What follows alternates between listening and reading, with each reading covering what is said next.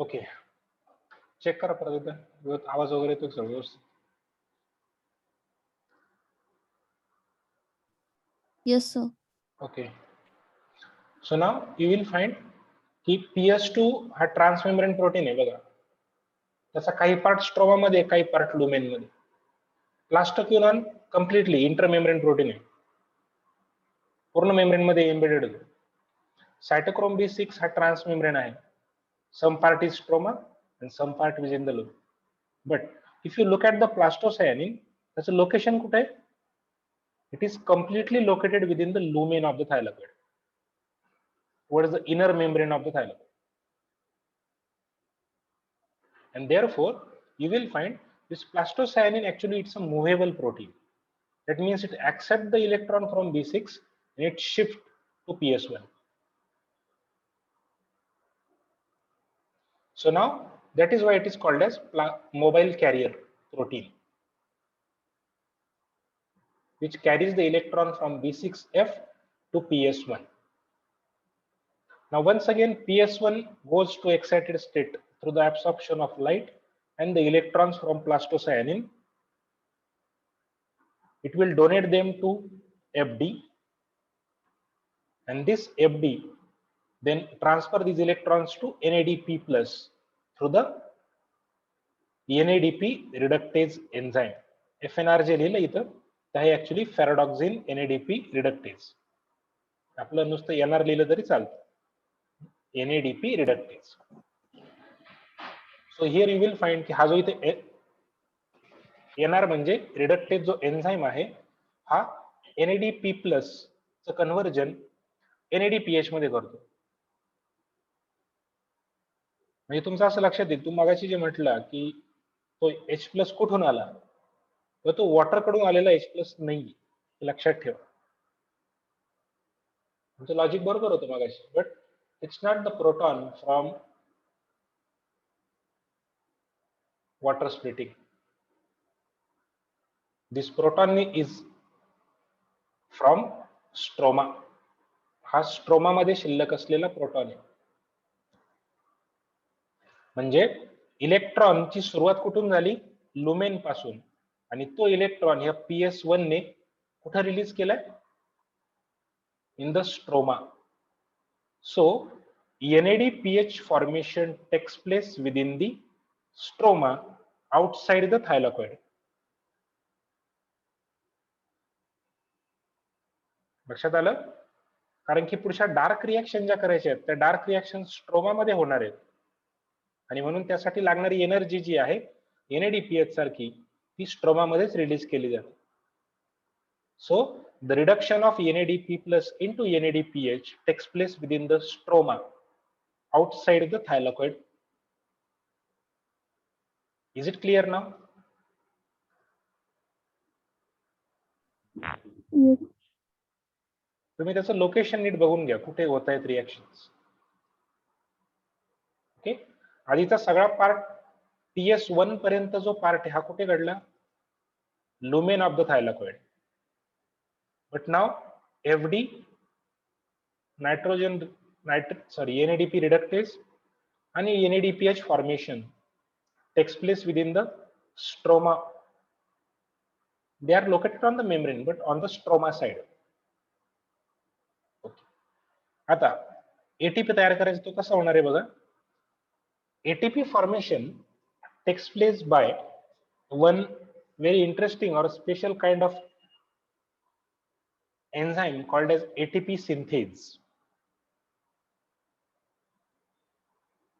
Okay, इथे एक enzyme आहे त्याला म्हटलं तर ATP synthase. Now it is also located within the membrane of the thylakoid. Now ATP synthase enzyme जो आहे हा ADP चं कन्व्हर्जन ATP मध्ये करतो through the inorganic phosphate. Simple reaction आहे. ATP synthase requires raw material as ADP and PI, की ज्याचं conversion ATP मध्ये केलं जातं. पण हे कन्व्हर्जन करण्यासाठी जी एनर्जी लागते, this energy is supplied by the protons. आता हे कसं होतंय बघा, लुमेन मध्ये कंटिन्युअसली वॉटरचं स्प्लिटिंग चालू आहे. म्हणजे लुमेन मध्ये कॉन्सन्ट्रेशन कशाचं वाढत जातं? Protons as compared with stroma. त्यातही आणखी हेल्प म्हणजे हा प्लास्टोक्युनोन जो आहे हा प्रत्येक वेळी एक प्रोटॉन आणून लुमेन मध्ये रिलीज करतोय. म्हणजे लुमेन मध्ये हायड्रोजन कॉन्सन्ट्रेशन इन्क्रीज होतं बाय स्प्लिटिंग ऑफ वॉटर आणि दुसरा by the release from plastoquinone. So there is a formation of the difference along the membrane with respect to concentration of H+. या दोन activity मुळे lumen मध्ये concentration वाढत जाते. इथे लिहिलंय बघा हाय H+,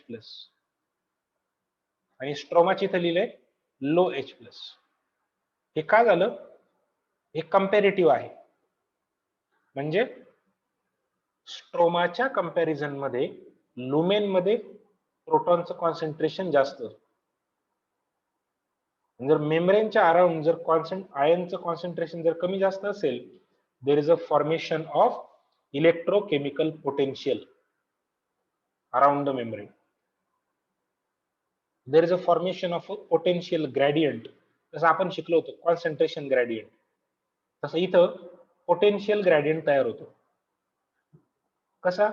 because there will be more positive charge towards the lumen than stroma. लुमेनच्या बाजूला जास्त पॉझिटिव्ह चार्ज तयार होईल as compared with the stroma. कळली ही गोष्ट काय सांगितली मी तुम्हाला? ग्रेडियंट कसा तयार होतो कळतंय का?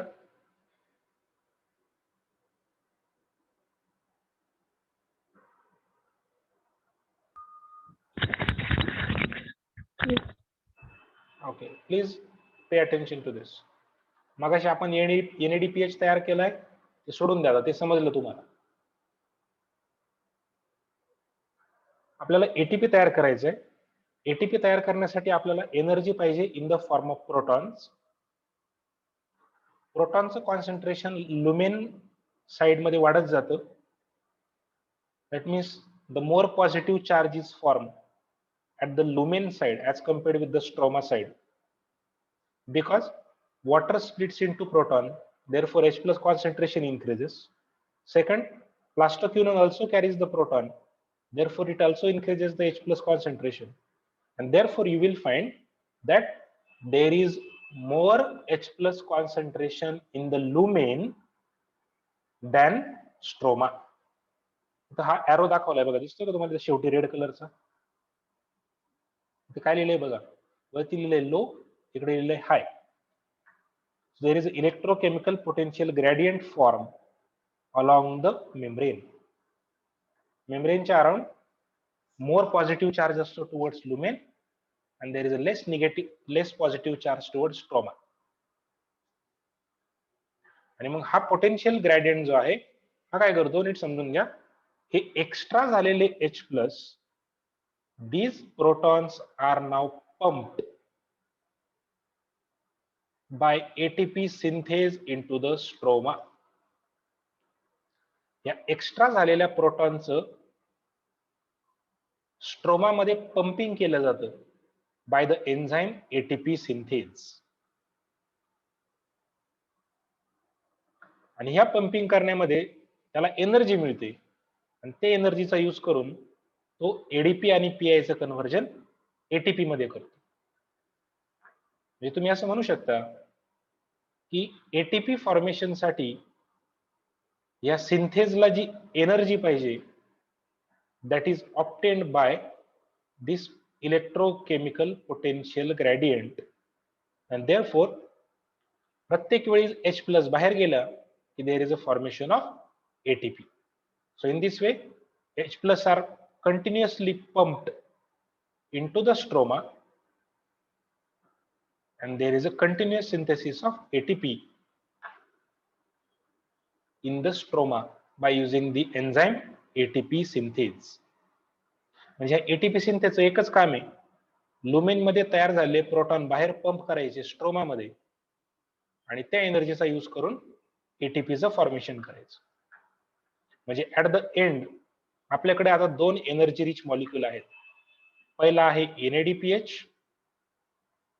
जो डायरेक्टली झेड स्कीम मध्ये तयार झाला आणि दुसरा आहे ATP जो इनडायरेक्टली तयार झाला.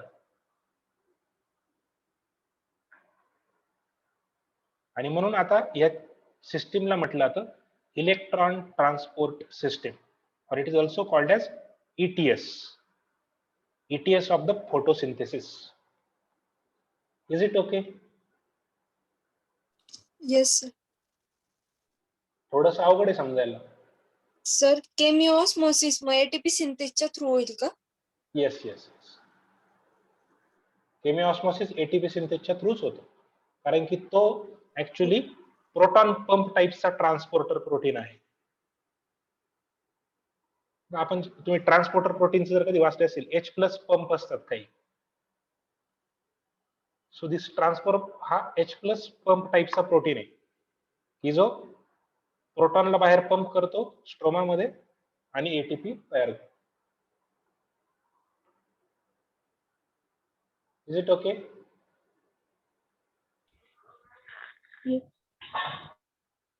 बाकीच्यांना कळलं का? प्रत्येकाला कोणी असं आहे ज्याचं कन्फ्युजन आहे आत्ताच विचारा मला.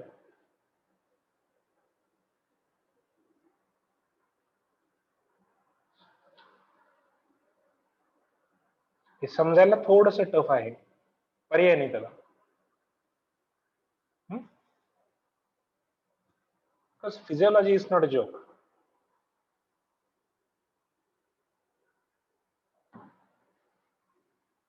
थोडं इझी नाहीये, लेट इट बी.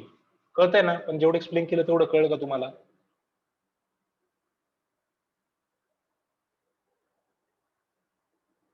आता तुम्ही याच्यामध्ये ना EMCQ साठी काय लक्षात ठेवणार?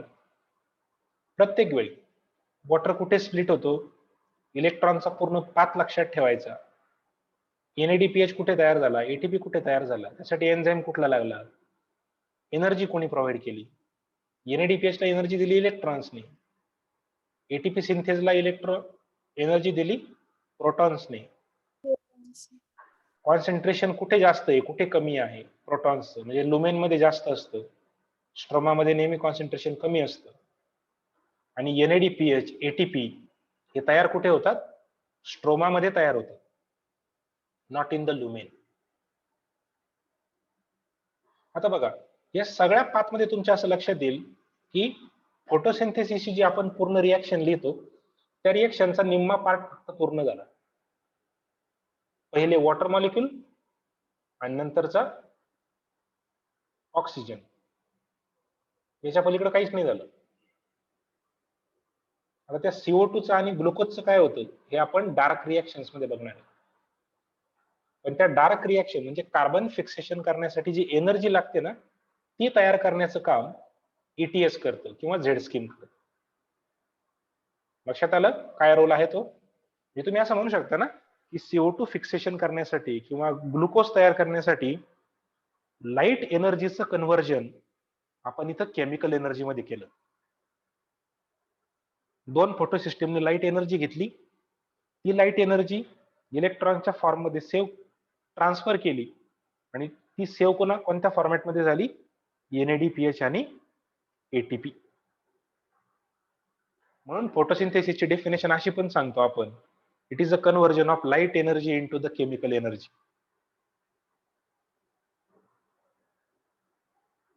समजलं ना काय झालं? लाईट एनर्जी ऍब्सॉर्ब केली आणि त्याची एनर्जी NADPH आणि ATP या दोन मॉलिक्युल्स मध्ये सेव्ह करून ठेवली. लक्षात आलं? इथे वॉटर स्प्लिटिंग मध्ये Mn2+ चा काय? Mn2+. हो. Okay. That I will explain. Okay, that I will explain you tomorrow. Okay. आता एक्सप्लेन करायला गेलो ना तर मग सगळ्यांची फार खिचडी काला होऊन जाईल सगळा. ते उद्या एक्सप्लेन करतो, डोंट वरी. बरं, बाकीच्यांनी सांगा, मला व्यवस्थित कळलं का तुम्हाला हे सगळं काय सांगितलं मी? एनर्जी कशी स्टोअर झाली कुठे?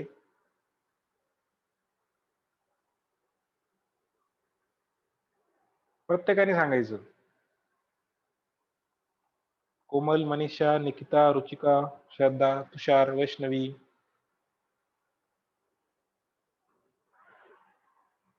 Have you understood? समजलं सर थोडं थोडं. थोडं थोडं ठीक आहे, हरकत नाही. मी एक काम करतो, या दोन्ही लेक्चरचे माझ्याकडे व्हिडिओ सेव्ह होतील आता लगेच. दुपारून ते मला लिंक त्याच्या पाठवून देतो, परत बघा म्हणजे समजेल परत एकदा. चालेल? Yes sir. रेकॉर्डिंग माझ्याकडे सेव्ह होईल सगळं. मी ते आपल्या YouTube वरती पोस्ट करतो, तुम्हाला त्या लिंक सेंड करतो.